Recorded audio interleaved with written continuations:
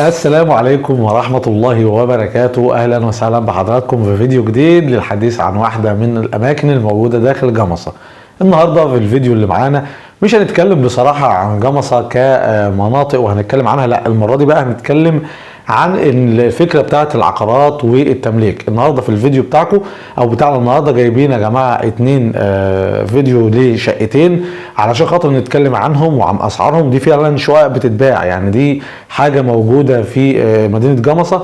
شقة هتلاقوها في منطقة القرنق وشقة هتلاقوها في منطقة المروة. طبعا بشرح فيها برضو زي ما بعمل الاماكن، وبتكلم عن السعر وبتكلم عن الحاجات اللي جوه الشقق. يا رب الشقة تعجبكم، ولو في حد عنده النية ان هو يشتري يقدر من خلال رقم التليفون بتاعي اللي هيظهر على شاشة الفيديو بإذن الله يتواصل معايا علشان خاطر اقدر اوصل ليه القصة واعرفه كل المطلوب عن الشقة دي من حيث بقى كل حاجة او اي سؤال هو عايزه. هنتفرج مع بعض على الفيديوهين، هنتفرج على الشقتين، ولو حاجة عجبتكم او عندكم رغبة مفيش اي مشكلة خالص انتوا تتواصلوا معايا علشان خاطر نقدر نستفيد بالخدمات اللي موجودة داخل مدينة جمصة. على قد ما نقدر من خلال القناة هحاول اوصل لحضراتكم كل اللي ممكن تحتاجوه داخل مدينة جمصة بإذن الله وغيرها من الأماكن. رجعنا تاني لجمصة، ولكن رجعنا بشكل كبير نتكلم عنها بشكل مركز، وبعدين نبدأ نتحرك بقى للبلاد التانية.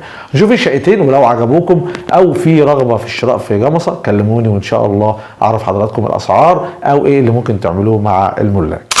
السلام عليكم ورحمة الله وبركاته. جينا لحضراتكم بفيديو جديد ولكن بقى بشكل جديد. المرة دي جايين نتكلم عن أسعار تمليك بجمصة، يعني جايب لكم شقق بتتباع فعلا حقيقي، هنتكلم عنها من جوه ومن بره ونشرحها لحضراتكم ونقول أسعارها وكل اللي انتوا عايزين تعرفوه. النهارده احنا في منطقة المروة، معانا شقة يا جماعة. طبعا الدور الثالث اللي قدامكم دوت هو طبعا المفروض بالنسبة للمسميات اللي الناس بتقول عليها رابع، لكن هو احنا ما بنقولش الأرضي، وبالتالي اسمه كده في العقد هتلاقوه ثالث، الدور الثالث، لكن هو رابع بالنسبة للي بيعد بقى 1 2 3 هو الدور الرابع. هنطلع فوق الشقه طبعا زي ما انتم شايفين، لو نجيب الكاميرا الشقه دي غربي بحري. طبعا هنطلع بقى فوق عباره عن غرفتين هتشوفوها هتتفرجوا عليها. وطبعا لو حد حابب ان هو يتواصل معانا من خلال القناه ومن خلال رقم التليفون اللي هنسيبه على الشاشه يتواصل معايا وان شاء الله اوصلكم للمالك اللي هيتكلم عن سعرها باذن الله مع حضراتكم. طبعا سعر الشقه ده يا جماعه 360,000 قبل للتفاوض. نطلع فوق بقى ونشوف الشقه بشكل عام. طبعا هي الشقه اللي قدام حضراتكم ده يا جماعه اللي فيها لون احمر، تمام، لكن برضو دي العماره، هي العماره جديده طوب فرعوني زي ما انتم شايفين.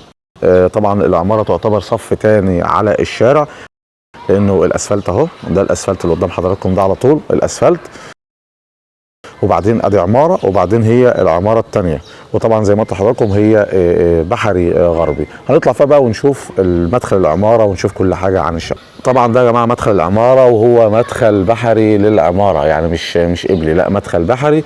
وهنطلع بقى نشوف زي ما قلت لكم الشقه من فوق باذن الله، ولكن انا برضو حابب ان انا اشرح لحضراتكم ده مدخل العماره. طبعا العماره فيها اسانسير، ولكن للتوضيح الاسانسير ده يا جماعه خاص بالدورين الاخير وقبل الاخير بس، يعني اللي شغال او اللي بيستفاد بيه هو الدور الاخير وقبل الاخير. لكن لو انت مثلا حابب تستغله ممكن تستغله عادي من خلال بقى ان انت تطلع للدور قبل الاخير وترجع تنزل دور عشان توصل للشقه اللي احنا بنتكلم عنها النهارده يا جماعه. ورجعنا بقى او طلعنا مع حضراتكم الدور اهو، زي ما انتم شايفين الدور مقفول او الاسانسير مقفول، لان الدور اللي بعد ده خلاص هو اللي يبقى فيه الاسانسير خلاص. فزي ما قلت لحضراتكم، اما شقتنا بقى اللي جايين نتكلم عنها النهارده اللي هي اللي قدام حضراتكم دي هنخش نصورها. طبعا الشقه بتتباع بكل المقتنيات اللي موجوده فيها يا جماعه، يعني اي حاجه هتشوفوها دلوقتي هي دي اللي هتشوفوها. طبعا الشقه جاهزه للسكن، يعني مش محتاج ان انت تعمل فيها اي حاجه، ولا محتاج ان انت مثلا توضب فيها، الا بقى لو انت عايز تحط تاتش جمالي بتاعك انت او بتاع المدام او غيره. طبعا دي الطرقه، المطبخ والحمام. طبعا الحمام زي ما انتم شايفين بانيو صغير موجود، ده المطبخ. طبعا ارض وسقف وكله سيراميك. لكن طبعا المطبخ زي ما انتم عارفين مطابخ جمصه زي ما دايما بنتكلم مش بتكون مطابخ عاليه، يعني مش عاده هتلاقوا الشقه بقى المطبخ عالمي فيها، لانه في النهايه بتبقى نظام بيع وشراء يعني. فدي المطبخ اهو يا جماعه قدام حضراتكم. نطلع بقى على الصاله، ودي الصاله يمكن شفناها في بدايه دخلة الشقه. يعني الشقه عباره عن غرفتين، دي الغرفه الاولى. طبعا الغرفتين بحري، كل غرفه فيها سريرين، يمكن زي ما انتم شايفين ارضي شويه، وده شباك فيها بحري، فيها مراوحها برضو مراوح عاديه، مراوح حيطه يعني زي ما انتم شايفين. دي الاوضه الاولى. بعدين الأوضة التانية برضو لها شباكين، واحد بحري طالع على البلكونة وواحد غربي طالع برضو على الشارع الجانبي اهو. ده السرير اللي فيها، طبعا سرير واحد، وبرضو نظام المروحه برضو نفس القصه. وبعدين بقى ايه مدخل او طرقه البلكونه. طبعا زي ما قلت لحضراتكم هي بلكونه بحري، او الشقه نفسها اصلا بحري غربي، فبالتالي هتلاقوا الهواء بقى. طبعا هي زي ما قلت لحضراتكم الشقه على شارع تاني صف من الشارع. بالنسبه للشارع ده ادي تاني صف اهي زي ما انتم شايفين. الاسفلت ده اسفلت خلاص، وده اسفلت العمومي تاني اللي هو بتاع منطقه المروه، اللي هو عند بلوتو اللي انا صورته في الفيديو المتعلق بمنطقه المروه. ده الشارع برضو التاني، الصف التاني برضو على الشارع. فلو انت معاك مثلا مواصله، معاك عربيه، او ما معاكش راكب توك توك او كده، هتلاقي نفسك بتوصل للشقه بكل سهوله.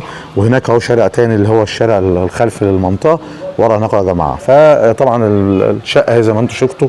طبعا هنروح نصور شقه تانيه لحضراتكم برده في منطقه تانيه، ولكن كان لازم اتكلم عن شقه المروه. طبعا يا جماعه قبل ما نسيب الشقه دي، هي العماره هناك اهي، والشقه زي ما انتم شايفين اللي هي فيها لون وردي دي اللي هي الدور الثالث دي. بس انا جيت هنا ليه؟ لان ده الاسفلت الرئيسي زي ما قلت لحضراتكم. هنا من خلال الاسفلت اللي قدامكم اللي هناك ده العمومي، تبقى عند سوق السمك وتقدر تاخد خدماتك مشي من غير ما تركب توك توك او مواصله.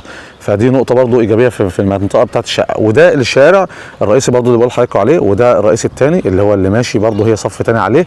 الشارع اللي من امتداده اللي انتم شايفينه ده يوديكوا عند شكشوك.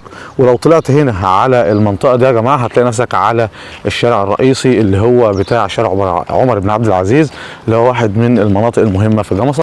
ده الشارع الرئيسي يا جماعه، ده شارع عمر بن عبد العزيز هناك اهو. فمشي تقدر تستغل نفسك وتقدر بصراحه تتحرك في المنطقه بمزاجك، الا لو انت بقى عايز ان انت ايه تركب او حاجه، ده موضوع تاني يا جماعه. نروح بقى زي ما قلت لحضراتكم لشقه تانيه. رجعنا لحضراتكم من مكان تاني يا جماعه، هنا بقى في منطقه الكرنك وعلى شارع الشباب. شقه تانيه معانا هي الشقه الدور اللي قبل الاخير ده يا جماعه، اللي تحت الروف على طول. الشقه دي طبعا قبلي غربي، هنتكلم عنها برضو عن سعرها من فوق.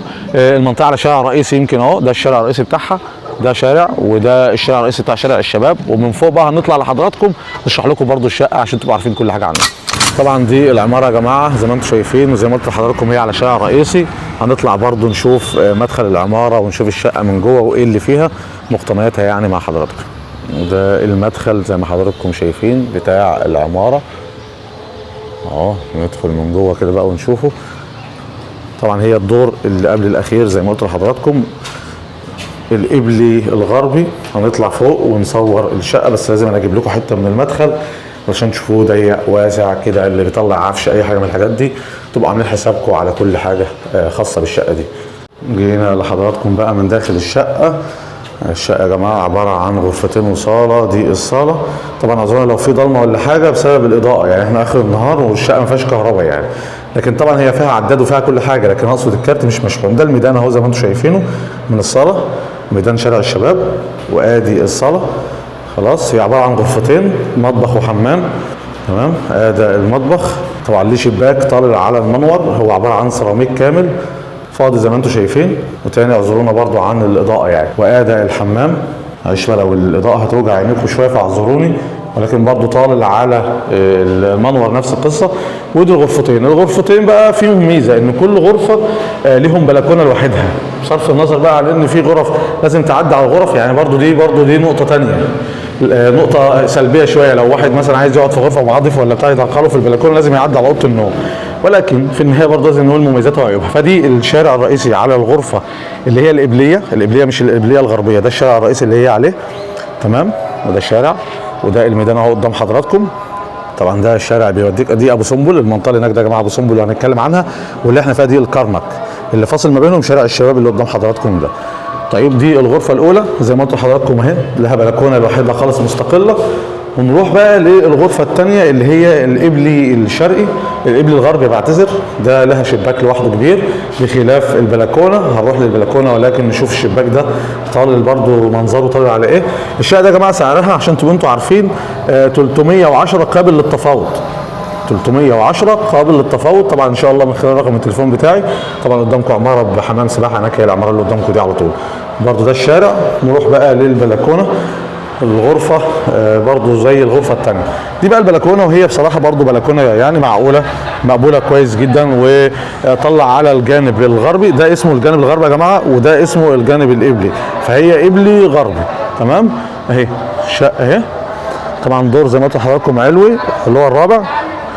خلاص، فده الميدان اهو، ده ميدان زي ما قلت لحضراتكم شارع الشباب هنا اهو، كافيتيريا المصطبه وغيرها من الاماكن اللي موجوده في المنطقه اهو. وده الشارع يا جماعه، دي الشقه بتاعتنا النهارده، يا رب تكون عجبت حضراتكم. وزي ما قلت لكم هي 310 قبل للتفاوض. ورجعت لحضراتكم تاني بعد ما شفتوا الشقق، يا رب تكون عجبتكم، ولو كانت عجبتكم او عندكم الرغبه مفيش اي مشكله خالص في التواصل، تحت امركم. في النهايه لو الفيديو عجبكم وكان مفيد ما تنسوناش طبعا باللايك والشير والاشتراك في القناه عشان نوصل لاكبر عدد ممكن من الناس ونقدر نساعدكم في اي معلومه او حاجه انتم عايزينها. بتمنى لحضراتكم السلامه، وبتمنى يكون الفيديو عجبكم. دمتم بخير، والسلام عليكم ورحمه الله وبركاته.